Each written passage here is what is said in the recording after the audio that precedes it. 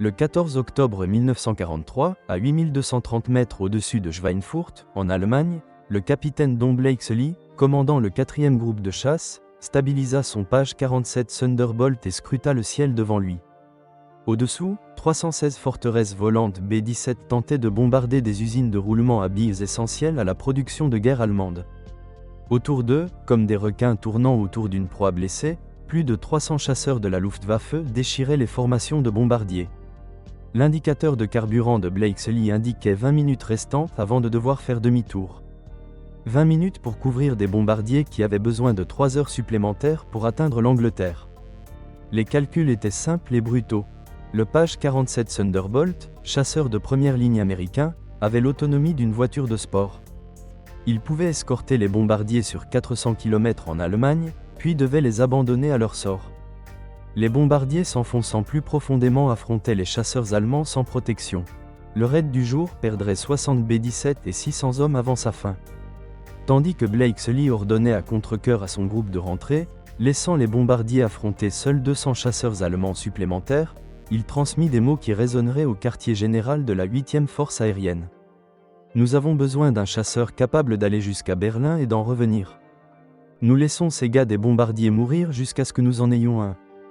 Le capitaine Blakesley ignorait qu'un chasseur similaire existait déjà, inutilisé dans un hangar du terrain de Wright, dans l'Ohio, un appareil que le service des acquisitions des forces aériennes de l'armée avait rejeté comme insuffisant, non pas dans une installation ultra-secrète ou un programme de développement classifié. Un jet jugé inférieur aux chasseurs américains actuels par les tests officiels.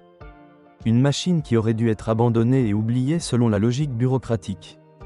Cependant, 5 mois plus tôt, un technicien nommé Ronald Harker avait commis ce que ses supérieurs qualifieraient de grave insubordination dans une modeste usine Rolls-Royce en Angleterre.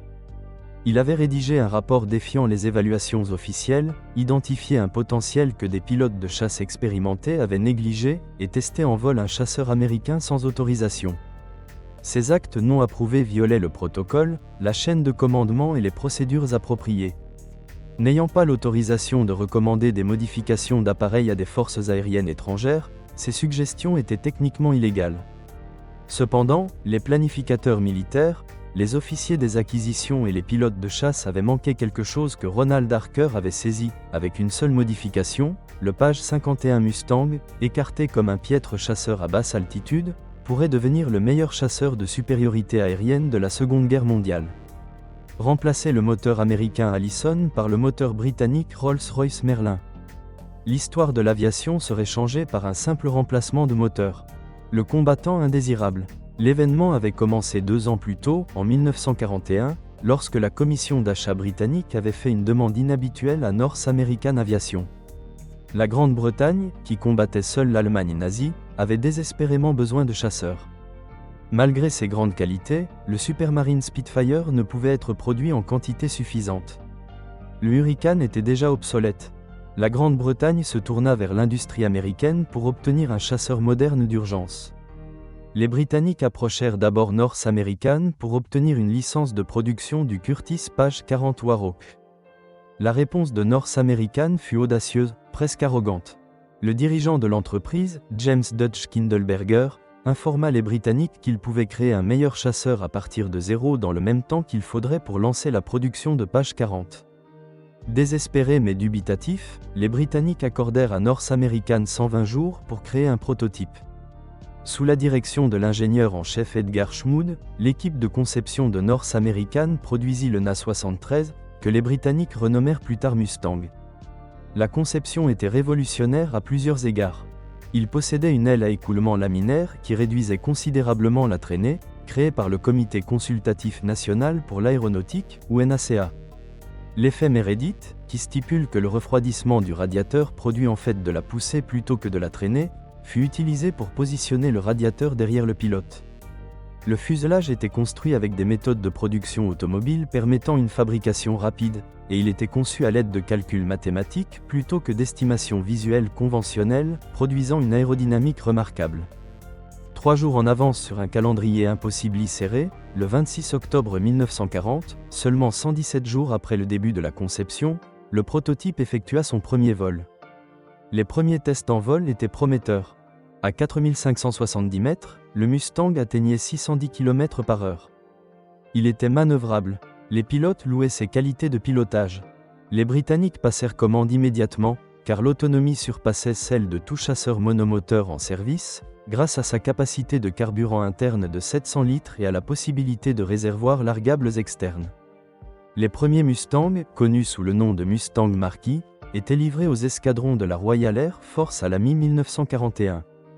Cependant, un problème fondamental et paralysant forcerait le Mustang à des rôles de soutien et faillit entraîner son annulation. Bien que suffisant à basse et moyenne altitude, le moteur Allison V1710 performait horriblement au-dessus de 4570 mètres. À mesure que la densité de l'air diminuait en altitude, le compresseur à un seul étage et une seule vitesse de l'Allison ne pouvait maintenir la puissance. À 7620 mètres, où se déroulaient les combats aériens contemporains, les performances du Mustang s'effondraient. La vitesse tombait en dessous de 480 km/h. Le taux de montée devenait faible. À mesure que le moteur peinait à respirer, la manœuvrabilité se dégradait. Opérant à une altitude confortable de 7620 à 9140 mètres, les chasseurs allemands pouvaient facilement plonger sur les Mustangs, lancer une attaque sans être capturés, puis remonter là où les appareils équipés d'Allison ne pouvaient les poursuivre. En raison de ces limitations, la RAF limita les Mustangs aux attaques au sol et aux missions de reconnaissance tactique à basse altitude, où l'Allison excellait. Les forces aériennes de l'armée américaine tirèrent des conclusions similaires après avoir testé le Mustang. Elles écartèrent l'appareil comme inapte aux opérations de supériorité aérienne à haute altitude, malgré les éloges pour ses performances exceptionnelles à basse altitude et son autonomie. Selon l'évaluation officielle, acquisition limitée pour attaque au sol et reconnaissance tactique uniquement. Le Na-73 présente des caractéristiques exceptionnelles en dessous de 4570 mètres, mais la dégradation des performances au-dessus de cette altitude rend l'appareil inadapté au rôle d'escorte ou d'interception contre les chasseurs européens modernes opérant à 7620 mètres et au-dessus. North American continua de produire le Mustang pour les commandes britanniques et américaines limitées, mais à la mi-1942, il semblait destiné à devenir une note de bas de page historique, une conception prometteuse entravée par de piètres performances moteurs, utile pour des missions secondaires, mais incapable de répondre aux besoins urgents de chasseurs d'escorte à longue portée. Cependant, l'avenir de l'entreprise semblait reposer sur d'autres conceptions, comme le bombardier B-25 Mitchell. Le 30 avril 1943, Ronald Harker, pilote d'essai et spécialiste des moteurs de 30 ans pour la société Rolls-Royce basée à l'installation de Hucknall en Angleterre, prit une décision qui changerait l'histoire de l'aviation, un vol d'essai non autorisé. Il était responsable de tester des moteurs dans d'autres appareils et de fournir des retours techniques aux ingénieurs de Rolls-Royce, mais il n'était pas autorisé à évaluer des chasseurs américains, à déterminer leur déploiement, ou à proposer des changements à des appareils militaires étrangers. Lorsqu'Harker se rendit à la base de la Royal Air Force à Duxford le 30 avril pour observer des Mustangs Marquis dans leur rôle de reconnaissance tactique, le commandant d'escadron mentionna nonchalamment que le Mustang était brillant en dessous de 4570 mètres et inutile au-dessus. Il offrit aussi à Harker l'opportunité d'en piloter un, espérant probablement que le pilote d'essai confirmerait ce que tout le monde savait déjà. Harker grimpa dans le cockpit du Mustang et effectua ce qui aurait dû être un vol de familiarisation standard, mais en testant l'appareil, quelque chose fit tilt, le pilotage était magnifique, l'aérodynamique excellente, la cellule remarquable, tout était parfait sauf le moteur. Le moteur Rolls-Royce Merlin, qui propulsait les Spitfire, Hurricane, Mosquito et Lancaster, était le moteur aéronautique britannique le plus réussi, avec un compresseur à 2 étages et 2 vitesses maintenant la puissance jusqu'à 9140 mètres et au-delà. Harker, expert en moteur Rolls-Royce, savait exactement ce que cela signifiait. Tandis que Harker ramenait le Mustang à Duxford, une idée audacieuse lui vint à l'esprit, l'Allison haletait à 7620 mètres, mais le Merlin ne faisait que commencer, produisant environ 1420 chevaux à cette altitude, contre les maigres 1000 chevaux de l'Allison. Le meilleur des deux mondes pourrait être atteint en combinant les performances à haute altitude du Merlin et la cellule exceptionnelle du Mustang pour créer un chasseur avec vitesse et autonomie à basse altitude ainsi que des performances à haute altitude. Après l'atterrissage, Harker commit son acte d'insubordination sans permission des autorités américaines, du commandement de la RAF ou de la direction de Rolls-Royce. La cellule du Mustang est supérieure à tout chasseur actuellement en production, déclara-t-il dans une analyse complète datée du 3 mai 1943, suggérant de remotoriser le Mustang avec le Rolls-Royce Merlin. Le seul défaut est la performance en altitude du moteur Allison. En installant le moteur Merlin, un appareil serait créé combinant la puissance à haute altitude du Merlin avec l'agilité et l'autonomie du Mustang. Le chasseur résultant serait plus efficace que tout appareil en service aujourd'hui. Je conseille vivement de tester cette configuration immédiatement. Le vice-maréchal de l'air Sir Wilfrid Freeman vit l'étude et en perçut immédiatement le potentiel. Freeman affronta un dilemme diplomatique malgré son pouvoir d'agir. Freeman n'avait aucune autorité sur l'achat d'appareils américains, et les Américains avaient rejeté le Mustang après l'avoir testé, impliquant qu'ils s'étaient trompés et risquant de froisser les Alliés. Néanmoins, Freeman reconnut que gagner la guerre était plus important que la politesse. Il envoya un mémo avec le rapport de Harker au ministère de la Production aéronautique. C'est peut-être la suggestion la plus significative à avoir traversé mon bureau cette année. Peu importe la difficulté diplomatique, nous devrions la poursuivre. Harker et Freeman ignoraient que la Packard Motor Company, licenciée américaine de Rolls-Royce, avait déjà commencé à explorer la même idée de l'autre côté de l'Atlantique, et que quelques ingénieurs au terrain de Wright promouvaient subtilement la combinaison Merlin-Mustang depuis des mois avant d'être stoppés par la paperasserie des acquisitions. L'idée de remotoriser le Mustang avec le Merlin et la lutte bureaucratique qui s'ensuivit n'était pas entièrement nouvelle. Bien que proposée informellement par plusieurs ingénieurs, l'idée fut rejetée par les canaux officiels pour diverses raisons, raisonnables individuellement mais terribles collectivement. D'abord, le moteur Merlin était britannique, mais l'Allison américain. La politique industrielle et la fierté nationale préféraient des moteurs américains dans les avions américains. Deuxièmement, il y avait déjà une pénurie de Merlin pour la fabrication d'appareils britanniques. Détourner des Merlins vers des chasseurs américains réduirait la production de Spitfire et de Lancaster. Troisièmement, remotoriser un appareil existant pour un nouveau moteur prenait du temps et de l'argent. Pourquoi modifier une conception rejetée quand des chasseurs étaient déjà disponibles ? Quatrièmement, et peut-être le plus important, la bureaucratie des acquisitions avait déjà financé d'autres idées. La production et le déploiement du Page 47 Thunderbolt et du Page 38 Lightning étaient autorisés. Le système s'était engagé sur ces appareils, et offrir une alternative impliquait que les choix initiaux étaient erronés, chose que les bureaucraties rechignent à admettre. Cependant, le problème des bombardiers devint incontestable au printemps 1943. Lors des vols de pénétration profonde en Allemagne, la 8e force aérienne perdait des bombardiers à des taux insoutenables.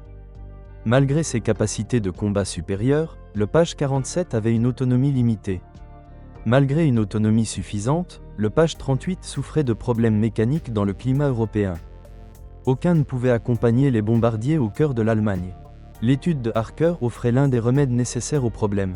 Par les canaux formels, le vice-maréchal de l'air Freeman contacta les forces aériennes de l'armée américaine, indiquant qu'un test d'un Mustang propulsé par Merlin pourrait être bénéfique. La réponse américaine fut au mieux ambivalente. La suggestion de la RAF concernant l'installation d'un Merlin dans le Page 51 est notée, indiquait un mémo du 22 mai du terrain de Wright. Cependant, nous nous sommes déjà engagés sur le Page 47 et le Page 38 pour les missions d'escorte. Il semble donc inefficace de modifier un appareil déjà rejeté comme inadapté au travail à haute altitude. Freeman avait toutefois un avantage, car Rolls-Royce avait déjà commencé la conversion de son propre chef sans consentement américain. Les ingénieurs de Rolls-Royce à Hucknall retirèrent le moteur Allison d'un Mustang marquis numéro de série AL 975 et commencèrent à installer un Merlin 61, ce qui équivalait mécaniquement à un vol d'appareil majeur, sans approbation officielle. Freeman avait donné son assentiment tacite, et Rolls-Royce poursuivit la modification, qui requérait beaucoup d'ingénierie. La RAF avait acheté l'appareil aux Américains via le pré-bail, et modifié sans notifier le fabricant ou le gouvernement acquéreur allait contre tout protocole. En raison de la plus grande taille du Merlin, les montages moteurs, le capot et le système de refroidissement durent être modifiés, l'hélice ajustée pour des caractéristiques de puissance différentes, et le système de carburant modifié. Le projet prit 4 mois, et le 13 octobre 1943, l'appareil modifié, désigné Mustang Mark X, effectua son premier vol après que le pilote d'essai Ronald Harker eut grimpé à 7620 mètres et ouvert les gaz. Les résultats surpassèrent même ses projections optimistes, le Mustang Merlin atteignit 690 km/h à 7620 mètres, 110 km/h plus vite que la version Allison à la même altitude, Le taux de montée était étonnant, le pilotage restait superbe, et l'autonomie, déjà exceptionnelle avec l'Allison, restait inchangée. Le rapport de test en vol de Harker du 15 octobre se contentait de dire « Le Mustang Merlin est le meilleur chasseur que j'ai jamais piloté à n'importe quelle altitude ». Le Merlin consommait du carburant à des taux comparables à l'Allison, donc l'autonomie remarquable du Mustang se poursuivait dans la version capable à haute altitude. Au-dessus de 6100 mètres, les performances surpassent celles du Spitfire Mark X tout en conservant un avantage d'autonomie de plus de 200%. La production de cet appareil devrait commencer immédiatement. En quelques jours, le Mustang Merlin fut testé par des pilotes de la RAF, qui validèrent l'évaluation de Harker. J'ai piloté des Spitfire, des Hurricane et des Thunderbolt au combat. Le Mustang Merlin est supérieur à tous au-dessus de 4570 mètres et égal en dessous. Le plus important, son autonomie est triple de celle du Spitfire. C'est le chasseur d'escorte de bombardiers que nous attendions, écrivit Michael Robinson, chef d'escadron et vétéran du combat avec 12 victoires. Si cette histoire d'invention non approuvée et de rébellion bureaucratique vous intrigue, prenez un moment pour activer la cloche de notification et vous abonner à notre chaîne avant que nous ne passions à la façon dont cette modification illégale a changé la guerre aérienne au-dessus de l'Europe. Voyons ce qui s'est passé lorsque les Américains ont enfin accepté ce qu'un vol d'essai non autorisé d'un mécanicien avait prouvé. L'éveil américain. Les résultats des tests britanniques ne pouvaient être ignorés. Votre abonnement nous aide à continuer de produire ces documentaires approfondis. Nous vous apportons une histoire militaire approfondie et minutieusement recherchée qui révèle les décisions humaines derrière les percées technologiques. En novembre 1943, les commandants américains commençaient à comprendre les implications des données du Mustang Merlin. Le général Henry A. Arnold, qui commandait les forces aériennes de l'armée, reçut des rapports de performance non pas des projections mais des tests réels d'un appareil en vol, incluant une autonomie de plus de 3200 km avec réservoir largable, une vitesse de 710 km/h à 7620 mètres, et un plafond de service de 12 500 mètres. En réponse, Arnold envoya une directive à North American Aviation le 8 novembre, leur ordonnant de convertir immédiatement 2 pages 51 en configuration Merlin, de compléter des tests de performance complets et de rapporter les résultats directement à mon bureau. Cependant, North American Aviation était déjà en avance sur lui. Le concepteur en chef du Mustang, Edgar Schmood, savait depuis le début que l'Allison était un compromis, tandis que les ingénieurs de North American collaboraient avec Packard, le licencié américain produisant des Merlins sous contrat pour des appareils britanniques, pendant que Rolls-Royce effectuait sa conversion illégale en Angleterre. Lorsque Packard approcha North American à l'été 1943 avec des échantillons de leur production de Merlin, Schmood commença immédiatement le travail de conception sur la conversion, anticipant que des améliorations pourraient être nécessaires. Le Packard Merlin V1650, construit sous licence de Rolls-Royce, était essentiellement identique à la version britannique mais fabriqué selon des normes américaines avec des outils américains, et Packard produisait déjà des milliers pour l'exportation vers la Grande-Bretagne. Le problème d'approvisionnement qui avait initialement empêché la conversion fut évité en utilisant des Merlin Packard dans des appareils américains.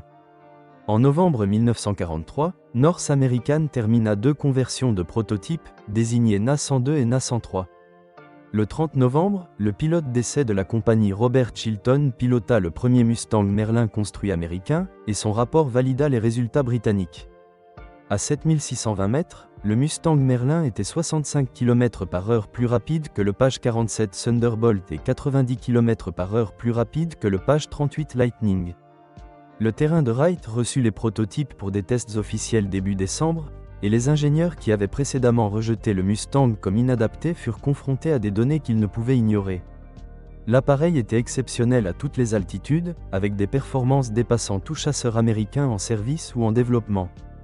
Il surpassait les 2 appareils en montée à toutes les altitudes au-dessus de 4570 mètres, et même avant de compter les réservoirs largables, son autonomie était de 1370 km contre 760 pour le Page 47 et 845 pour le Page 38. Le rayon d'action au combat, une mesure cruciale pour les missions d'escorte, racontait l'histoire de façon dramatique. Le Page 47 pouvait escorter les bombardiers sur environ 400 km en Allemagne, suffisant pour atteindre la Ruhr mais pas Berlin, tandis que le Page 38 atteignait 480 km. Berlin était à 885 km de l'Angleterre, et le Mustang Merlin, désigné Page 51B, pouvait escorter les bombardiers jusqu'à Berlin et retour avec du carburant en réserve pour le combat. Le Mustang Merlin pouvait parcourir 1050 km sur carburant interne seul, tandis que le rayon d'action au combat était de 1290 km avec deux réservoirs largables de 280 litres chacun. Le moteur Merlin serait installé dans chaque cellule page 51 disponible, la production avec Allison s'arrêterait et la production serait drastiquement augmentée, les pages 51B seraient construits à l'usine de North American à Inglewood, en Californie, et une version identique, connue sous le nom de page 51C, serait construite dans une nouvelle usine à Dallas, au Texas. Le général Arnold ordonna la production à grande échelle immédiate le 20 décembre 1943. La production dépasserait 400 appareils par mois au printemps 1944. L'arrivée du game changeait. Les premiers pages 51B Mustang arrivèrent en Angleterre en décembre 1943 et furent assignés au groupe pionnier Mustang, le 354e groupe de chasse. Les pilotes passant du page 47 étaient initialement dubitatifs car le Mustang semblait petit comparé à l'énorme Thunderbolt. Le 5 décembre 1943, lors de l'escorte de bombardiers vers Amiens, en France, les Mustangs changèrent d'avis après avoir grimpé à 7620 mètres plus vite que les bombardiers qu'ils escortaient. Ils n'avaient qu'un moteur, contre deux pour le Lightning, et ces mitrailleuses de 12,7 mm semblaient légères comparées aux 8 du page 47. Lorsque des chasseurs de la Luftwaffe apparurent, les Mustangs fondirent sur eux avec une accélération que les Allemands n'avaient pas vue chez des chasseurs américains. Ils croisaient à des vitesses permettant de tisser d'avant en arrière au-dessus de la formation de bombardiers sans consommer excessivement de carburant. Le lieutenant Charles Goom, volant sa première mission en Mustang, rencontra deux FW-190 tentant d'attaquer les bombardiers. Goom plongea de 8530 mètres à plus de 800 km/h.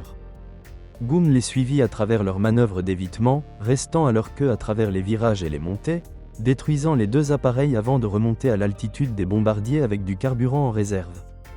Les Allemands pensèrent que c'était un page 47 en piqué, et ils s'attendaient à ce qu'il remonte après un passage lorsqu'ils virent un chasseur américain approcher à cette vitesse. Le page 51 fait tout ce que fait le page 47, plus il reste avec les bombardiers jusqu'au retour, écrivit-il dans son rapport de combat. Le 357e groupe de chasse reçut ces appareils en février, et le 4e groupe de chasse, commandé par Don Blakesley, qui avait plaidé pour des chasseurs à longue portée après Schweinfurt, se convertit en mars. En janvier 1944, plusieurs groupes de chasse étaient passés au Mustang. Chaque groupe découvrit la même chose, le Mustang était supérieur aux autres chasseurs dans presque tous les domaines, pas seulement quelques-uns. Les ratios de victoire sur perte décrivaient quantitativement la situation. En janvier et février 1944, les unités page 51 tuaient 11, un des chasseurs allemands, le page 47, excellent au combat, atteignait une moyenne de 7, 1, et le page 38 de 5, 1. Le major Gunther Rall, A de la Luftwaffe avec plus de 200 victoires, principalement sur le front de l'Est, rencontra des pages 51 en mars 1944. Les performances, l'autonomie et le pilotage du Mustang étaient dévastateurs, et les pilotes allemands qui avaient appris à vaincre les pages 47 et page 38 trouvèrent le Mustang comme un défi entièrement différent. Le nouveau chasseur américain est supérieur à nos appareils dans presque toutes les catégories de performance, dit-il dans son rapport d'après-action.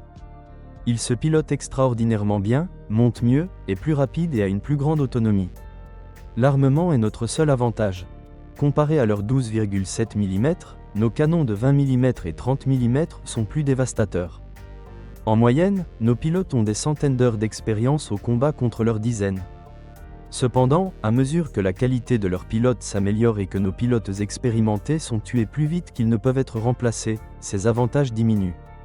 L'effet sur la stratégie. La campagne de bombardement stratégique changea avec l'arrivée en grand nombre du page 51. Le bombardement d'Urne loin en Allemagne était un risque calculé avant le Mustang. Il était typique de perdre 5 à 10% par opération. Assez tôt, les équipages de bombardiers affrontaient une certitude statistique de mort ou de capture avant de compléter leurs 25 missions. La campagne de bombardement d'Urne avec escorte Mustang jusqu'aux cibles et retour risquait d'être complètement arrêtée en raison des pertes insoutenables. Les pertes de bombardiers chutèrent dramatiquement. Les missions sur Berlin en mars 1944, premiers bombardements américains de la capitale allemande, virent des pertes inférieures à 4% malgré l'affrontement des unités les plus expérimentées de la Luftwaffe. La présence des Mustangs tout au long du vol empêcha les attaques massives qui avaient précédemment dévasté les formations non escortées. Mais l'impact des Mustangs allait au-delà de la protection des bombardiers. Le général James Doolittle, commandant la 8e force aérienne, émit une directive en janvier 1944 qui changea fondamentalement les tactiques de chasse. Auparavant, les chasseurs restaient proches des formations de bombardiers, réagissant défensivement aux attaques allemandes. La nouvelle directive de Doolittle, détruire l'armée de l'air allemande où que vous la trouviez, dans les airs ou au sol. L'autonomie des Mustangs rendit cela possible. Les groupes de chasse pouvaient balayer devant les formations de bombardiers, attaquant les chasseurs allemands avant qu'ils ne s'organisent. Ils pouvaient se détacher pour chasser des appareils allemands individuels en sachant qu'ils avaient du carburant pour revenir, et de plus en plus, ils pouvaient mitrailler les aérodromes allemands, détruisant des appareils au sol. La réponse allemande révéla l'impact du Mustang. Les directives tactiques de la Luftwaffe du printemps 1944 montraient un désespoir croissant. Une directive datée du 28 mars déclarait « Des chasseurs américains à très longue portée identifiés comme Page 51 Mustang accompagnent désormais les formations de bombardiers tout au long de leur mission. Ces chasseurs sont supérieurs à nos modèles Bf-109G et Fw-190 en performance au-dessus de 6000 mètres. Les pilotes sont instruits d'éviter les combats prolongés avec les Page 51 si possible. Attaquer rapidement les bombardiers, puis se désengager avant que les escortes ne répondent. Mais se désengager des Mustangs était plus facile à ordonner qu'à accomplir. Le seul avantage de performance des chasseurs allemands était la vitesse en piqué, et même cela était marginal. En montée, virage et accélération, le Mustang était égal ou supérieur. Les pilotes allemands découvraient que s'engager contre des bombardiers signifiait combattre à travers les escortes Mustang, et combattre les Mustangs était une proposition perdante. Les statistiques du printemps et de l'été 1944 démontraient la transformation. En mars, la 8e force aérienne perdit 131 bombardiers. En avril, les pertes chutèrent à 70. En mai, 61. En juin, 42. Les pertes déclinantes correspondaient directement à l'augmentation de la disponibilité des Mustangs. À mesure que plus de groupes de chasse se convertissaient au Page 51, les pertes de bombardiers diminuaient et les victoires de chasseurs augmentaient. La Luftwaffe était détruite dans une guerre d'usure qu'elle ne pouvait gagner. L'industrie américaine produisait des chasseurs plus vite que l'Allemagne ne pouvait remplacer les pertes. La formation américaine générait des pilotes plus vite que l'Allemagne ne pouvait former des remplaçants. Et l'écart de qualité se rétrécissait à mesure que les pilotes américains gagnaient de l'expérience tandis que les pilotes vétérans allemands mouraient. L'invasion du jour J en juin 1944 vit une supériorité aérienne alliée si complète que les chasseurs allemands étaient presque absents. La Luftwaffe ne parvint qu'à 319 sorties le 6 juin. Comparé à plus de 14 000 sorties alliées, les Mustangs patrouillant en altitude assurèrent que les chasseurs allemands n'atteignirent jamais les plages en force. À la fin de l'été 1944, les forces de chasse diurnes de la Luftwaffe étaient effectivement brisées. Elles existaient encore, volaient encore des sorties, obtenaient occasionnellement des succès tactiques, mais stratégiquement, elles avaient perdu. Elles ne pouvaient défendre les villes allemandes contre les bombardements diurnes. Elles ne pouvaient soutenir les forces terrestres face aux avancées alliées, et elles ne pouvaient remplacer les pertes au taux nécessaire pour rester efficaces. Le Mustang, le chasseur que les acquisitions avaient rejeté comme inadapté, était devenu l'arme qui avait atteint la supériorité aérienne au-dessus de l'Europe. Les A et leurs montures, le Page 51 Mustang devint la monture de choix des pilotes de chasse américains les plus réussis. Le Major George Preddy atteignit 26,83 victoires, le faisant le meilleur à Mustang. Le Major John Mayer marqua 24 victoires en Page 51. Le colonel Francis Gabreski, qui avait déjà atteint le statut d'as en Page 47, ajouta 6,5 victoires en Mustang. Le capitaine Chuck Yeager, plus tard célèbre pour avoir franchi le mur du son, atteignit 11,5 victoires en Mustang, dont 5 en une seule journée, le 12 octobre 1944. Les pilotes aimaient l'appareil pour des raisons au-delà des statistiques de performance. La visibilité du cockpit était exceptionnelle avec une verrière bulle offrant une vision à 360 degrés. Les commandes étaient légères et réactives. L'appareil était stable comme plateforme de tir, mais manœuvrable au combat, et indulgent, tolérant des erreurs de pilote qui les auraient tués dans des appareils moins stables. Le Major George Preddy, dans une interview des semaines avant sa mort en décembre 1944, décrivit les qualités du Mustang. Il fait tout bien. Il est rapide, monte bien, vire serré, a une autonomie pour des heures, mais ce qui le rend spécial est la façon dont il combine toutes ses qualités. D'autres chasseurs pourraient l'égaler dans un domaine, mais le Mustang est compétitif dans tous. Vous ne pouvez piéger un pilote de Mustang s'il est compétent. Il peut toujours s'étendre et s'échapper si le combat tourne mal, puis revenir quand il a l'avantage. Cette polyvalence est ce qui le rend mortel. La fiabilité de l'appareil était un autre avantage rarement mentionné dans les comparaisons de performance. Le moteur Packard Merlin était robuste et facile à entretenir. La cellule était solide, ramenant les pilotes malgré des dommages de combat qui auraient détruit d'autres chasseurs. Et les systèmes étaient redondants ou possibles, signifiant que les pannes uniques causaient rarement la perte de l'appareil. Le capitaine Donald Lopez, qui compléta 70 missions en Mustang, décrivit un retour de mission avec 67 trous d'obus anti-aériens dans son appareil, incluant des dommages à un aileron et au gouvernail. L'avion volait comme s'il était en colère, mais il volait. Tout autre chasseur aurait été incontrôlable avec ces dommages. Le Mustang les a simplement ignorés et m'a ramené. Si vous appréciez cette plongée profonde dans la façon dont une innovation non autorisée a créé le chasseur qui a gagné la guerre aérienne au-dessus de l'Europe, abonnez-vous à notre chaîne et partagez cette vidéo. Nous nous engageons à vous apporter une histoire militaire détaillée qui va au-delà des récits superficiels pour explorer les décisions techniques et les choix humains qui ont changé la guerre. Appuyez sur ce bouton d'abonnement pour ne pas manquer les épisodes futurs. Maintenant, regardons l'évolution finale du Mustang et son impact ultime. Le Mustang Ultime, les modèles Page 51B et C arrivés début 1944 étaient exceptionnels, mais North American continua d'améliorer la conception. La mise à niveau la plus significative fut le Page 51D, qui entra en production en mars 1944. Le modèle D présentait une verrière bulle, remplaçant la verrière encadrée originale, améliorant dramatiquement la visibilité. L'armement augmenta à 6 mitrailleuses de 12,7 mm contre 4. Le viseur fut amélioré et divers raffinements aérodynamiques augmentèrent la vitesse maximale à 720 km/h à 7620 mètres. Le Page 51D devint la variante définitive du Mustang avec 9823 produits. Il équipa la majorité des groupes de chasse de la 8e et 9e force aérienne à l'automne 1944 et domina les cieux au-dessus de l'Europe dans les derniers mois de la guerre. La variante majeure finale, le Page 51H, incorpora les leçons de années de combat.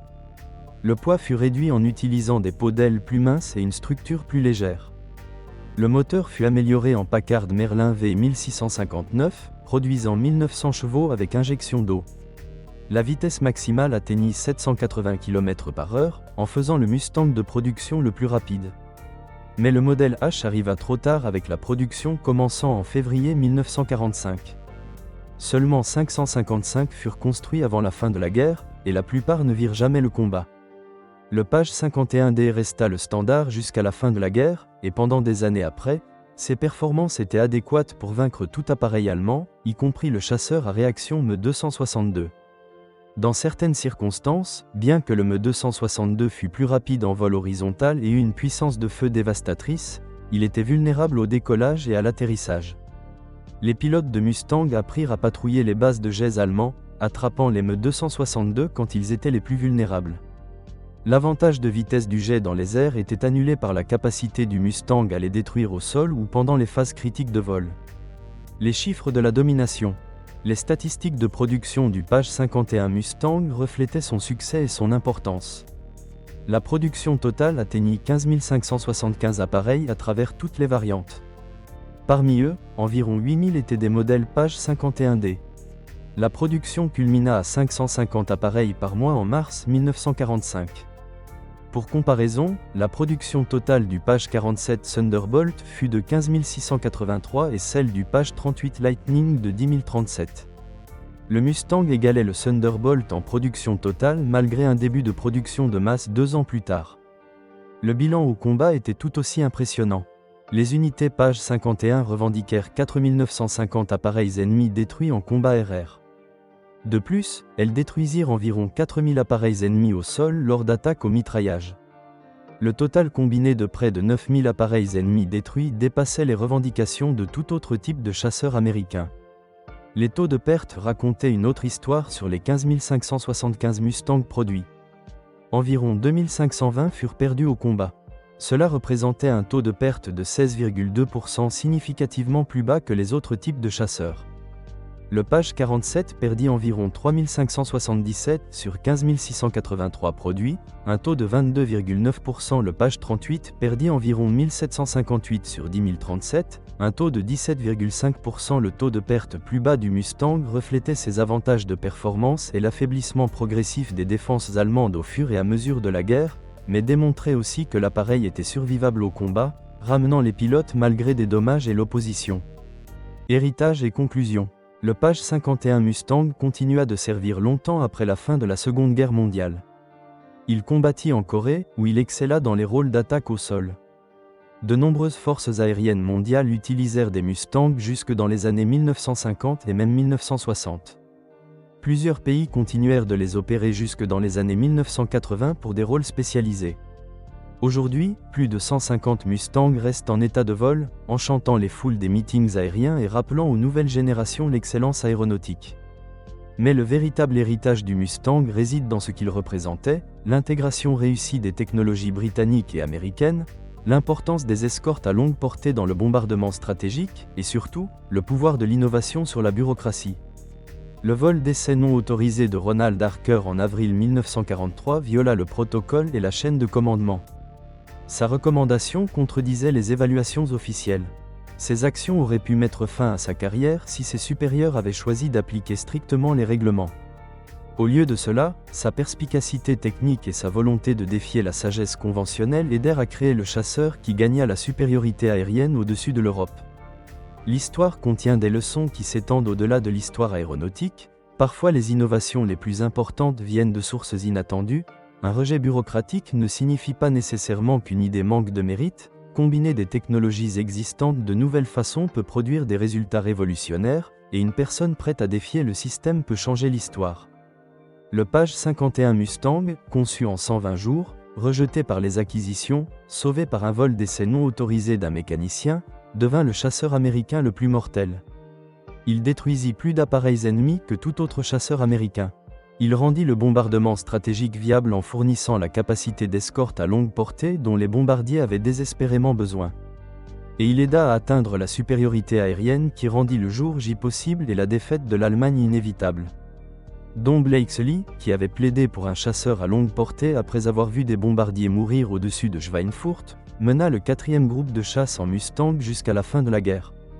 Il atteignit 15,5 victoires confirmées, mais sa véritable réussite fut de mener son groupe à plus de 580 appareils ennemis détruits, le groupe au score le plus élevé de la 8e force aérienne. Dans une interview d'après-guerre, Blakesley réfléchit à l'impact du Mustang. Nous avions du courage, nous avions le nombre, nous avions la capacité industrielle, mais nous n'avions pas l'outil pour faire le travail jusqu'à l'arrivée du Mustang. Une fois que nous l'avons eu, tout a changé. Nous sommes passés de survivre à peine aux missions à dominer le ciel. Le Mustang ne protégeait pas seulement les bombardiers. Il chassait les chasseurs allemands où qu'ils soient et les détruisait. C'était le chasseur dont nous avions besoin. Livré juste à temps pour compter. La transformation d'une conception rejetée en arme gagnante de la guerre prit moins d'1 an. Du vol d'essai non autorisé de Harker en avril 1943 à la domination des cieux allemands par le Mustang au printemps 1944, ce ne fut que 12 mois. Cette année-là, l'idée illégale d'un mécanicien devint une ingénierie validée. Le rejet bureaucratique devint un accueil enthousiaste et un appareil écarté devint le chasseur le plus mortel de l'arsenal américain.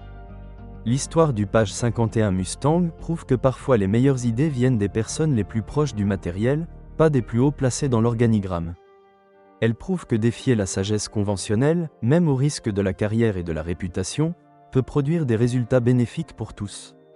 Et elle prouve que l'outil juste livré au bon moment peut changer le cours de l'histoire. Franz Weber, le soldat allemand qui survécut à l'attaque de Charles-Lance-Flamme à Aix-la-Chapelle, écrivit plus tard sur son expérience face aux chasseurs américains début 1945. À ce moment, nous savions que la guerre était perdue, mais les Mustangs américains le rendaient évident. Ils étaient partout tout le temps à chaque altitude. Ils attaquaient nos aérodromes, mitraillaient nos convois, abattaient les quelques appareils qu'il nous restait. Le ciel leur appartenait complètement. Quand je voyais des Mustangs au-dessus, je savais que nous assistions à la fin de la Luftwaffe.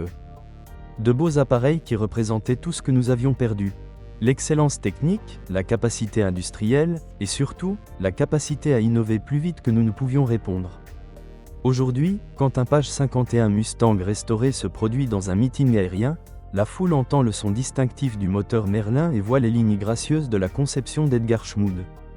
Mais ils assistent vraiment à l'héritage du vol d'essai non autorisé de Ronald Harker. La validation de l'idée illégale d'un mécanicien est la preuve que parfois les percées les plus importantes viennent de personnes prêtes à violer les règles au service d'une plus grande vérité. Le Page 51 Mustang, né du désespoir, rejeté par la bureaucratie, sauvé par un mécanicien qui brisa les règles, et finalement le chasseur qui aida à gagner la Seconde Guerre mondiale en accomplissant ce que tout le monde disait impossible, escorter les bombardiers jusqu'à Berlin et retour tout en détruisant chaque chasseur allemand assez fou pour le défier. Le mécanicien avait raison, les bureaucrates avaient tort, et l'histoire fut changée par un vol d'essai non autorisé qui prouva que parfois briser les règles est exactement ce que requiert la victoire.